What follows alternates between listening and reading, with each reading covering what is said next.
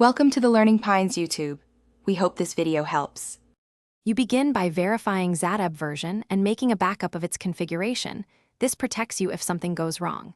Once done, open the install folder and find the language resource files so you can edit the right file. Make sure you have admin or sudo rights. Without them, you cannot save system changes. You will also note the current language code, because you will replace or add a matching code when you change the language.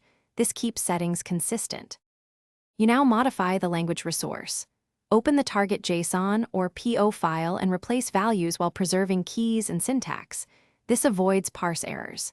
If a translation is complex, copy an existing working file and change the values so structure remains valid. Once done, update Xatab's language index or registry so the app recognizes the new code.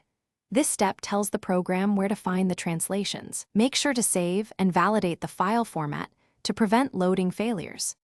You finish by restarting Xatab or triggering its localization, reload so the new language takes effect.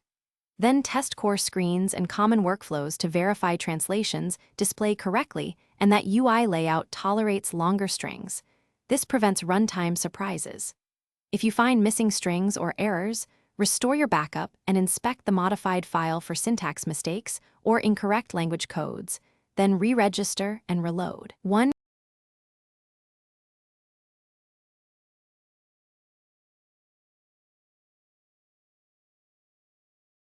Thanks for watching.